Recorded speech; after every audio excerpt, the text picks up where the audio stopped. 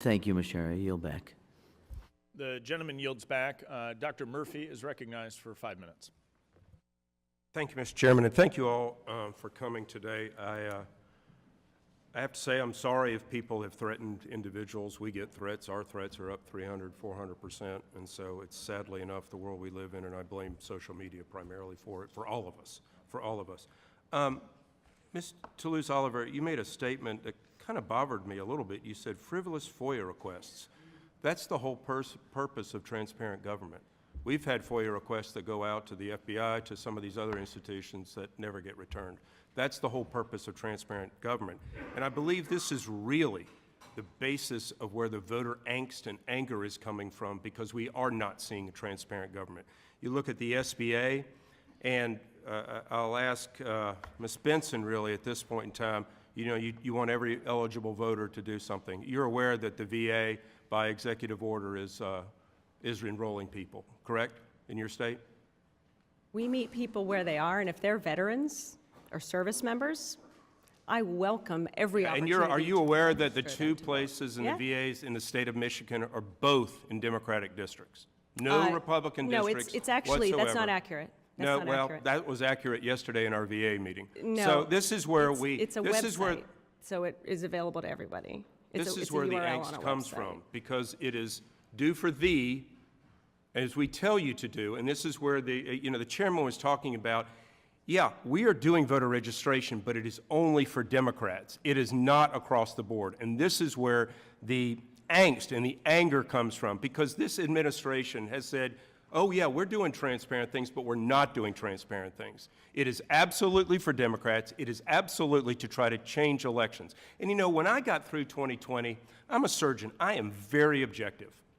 Cancer doesn't know Republican or Democrat. I look at things absolutely objective. Why the hell are deceased people still on your voter rolls?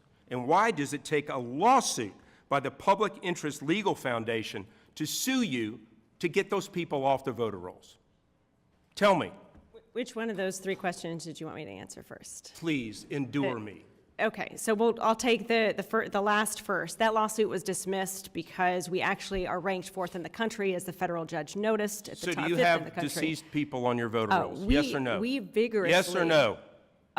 If we do everything we can, and just like every other state, to remove it. Should a deceased person be on your voter roll? No, and that's why we remove them once we receive information. Should an illegal person who is in this country illegally vote in any election? No. Okay. What if somebody is unknowingly registered to vote in an election?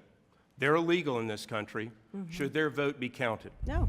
Okay, great. I would love to hear that and love everybody to embrace that. We do. That's great. Guys, why would you not, Ms. Toulouse-Oliver, why would you not embrace voter ID? We do have voter ID in New Mexico. We just have a variety of different ways that voters can confirm their identity. Yeah, so this is where, the folks in Georgia screamed about voter ID. Voter ID is going to suppress the vote, when they had the greatest turnout in history. This is, if you don't want voter ID, why would the reason for not?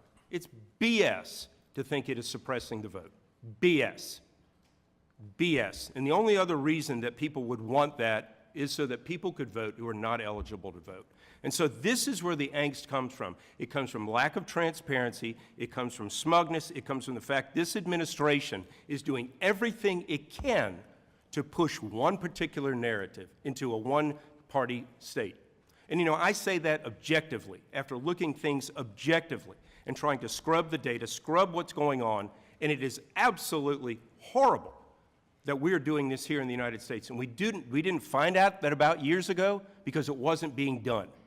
And whoever has been running the White House for the last 3.5 years has been pushing a narrative to try to get one-party rule, period. Thank you, Mr. Chairman. I'll yield back.